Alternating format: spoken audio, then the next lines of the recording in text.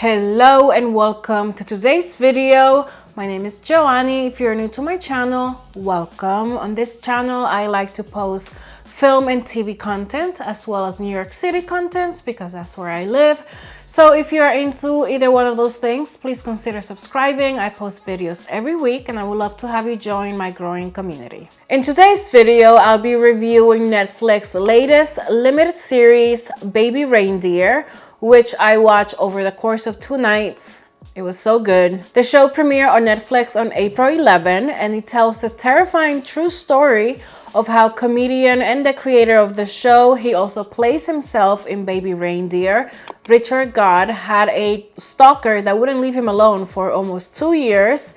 And it goes into other horrifying things that happened to him as he was coming up in the business. Baby Reindeer is not your typical stalker story. There's so much more to the show than just this crazy lady following this guy around. At its core, Baby Reindeer is about coming to terms with who you are as a person, or at least that's what I got from watching the show.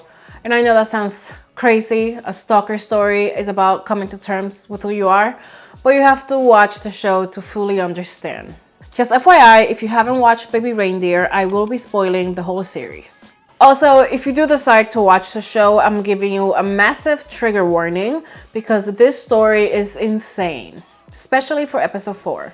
I watched some interviews with the creator of the show, Richard Gaad, who talked about how this is all based on a really dark period of his life. The show is based on 2 separate plays, which Richard Gaad created, Monkey See, Monkey Do, and Baby Reindeer, which the show is named after.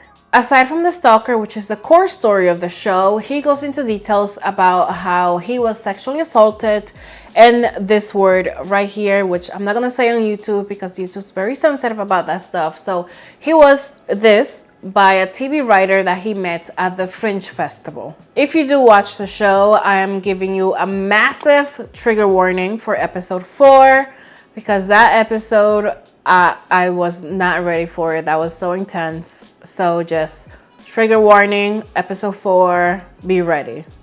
Baby Reindeer was such a good show. It was thought-provoking. I was upset watching it at times. It was funny, clever. I love how he told the story. The writing was phenomenal and the performances were great. I was watching this show and I was like, man, this guy went through hell and back. The fact that Richard Gaad went through all these experiences, he went through 2 traumatic experiences, and he put himself back physically and mentally just to tell his story.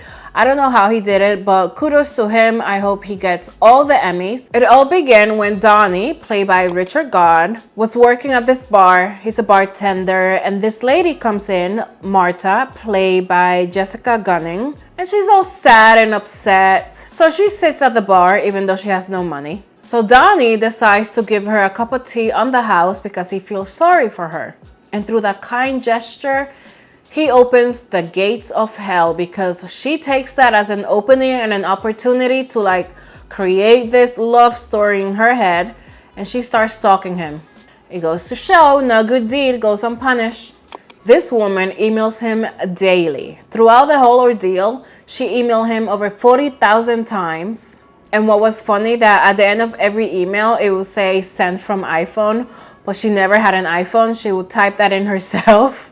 She will go to the bar where Donny works and she will sit there for his entire shift just talking to him. She started stalking his parents. At the time, he was starting out in stand-up comedy and he had a show. And after the whole ordeal, like throughout the whole ordeal towards the end, he had a mental breakdown in the middle of the show. He was a finalist on this competition and he just had a breakdown. And someone recorded it and posted it online and it went viral, and then his career kind of picked up from that. And you know it's wrong deep down what he's making you do, but you just keep going back and you start to think. And because his career was picking up, you know, he was getting a lot of bookings. He had an auto reply on his email, so when she emailed him, his phone number was at the signature of the email, so she started calling him. She left him over 30 hours worth of messages. I mean, should I tell them? Probably fair to know their son's an ugly little bum boy. It's the least you deserve for all those things you said about me. I cannot express how furious I am about the way you shafted me. When they first met at the bar, she befriended him on Facebook, and after he accepted her, she commented like every picture. She started stalking his ex-girlfriend. He was dating a girl at the time, and she beat her up. The stalker beat the girlfriend up. This woman was all sorts of crazy. She truly believed that they were together and had something. And she was a convicted stalker. She had already done this to somebody else. And he didn't report her for 6 months because even though this lady was driving him crazy and ruining his life, he liked the attention that he was getting from her. He could have stopped her, but he kept letting it happen. And he even points out all the moments that he could have said no, or he could have told her to stop, but he just didn't. And he goes into detail as to why that is in episode 4, which is another traumatic thing that happened to him. What I liked about Baby Reindeer and the way that the story was told is that he doesn't paint the stalker as the villain. It would be very easy to do that, but he doesn't do that, and you end up feeling sorry for her.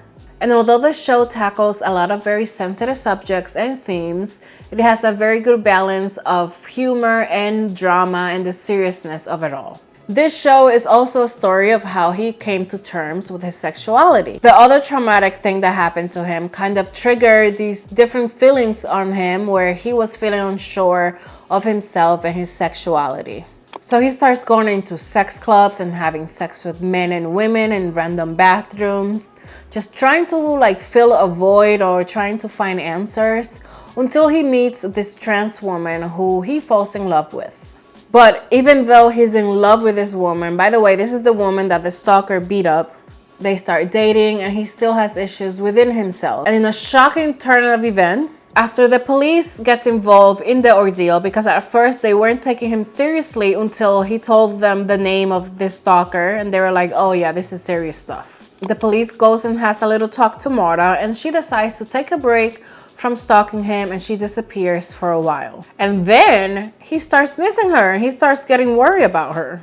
And at the time, he was having issues with his girlfriend in the bedroom, so he starts fantasizing about Marta, and that's how he's able to have sex with his girlfriend. I don't live in the UK, so I don't know how the laws work over there, but I saw some videos of people saying that it's like super difficult to convict a stalker, and they show that in this show. They kind of give you, because it's based in the UK, so they kind of show you how hard it is, because at first the police can't do anything to her because she hasn't done anything to him, just send him a million emails and, you know, a million calls, but that wasn't enough for them. But even though the police was trying to help him, they couldn't really do anything until she threatens his life.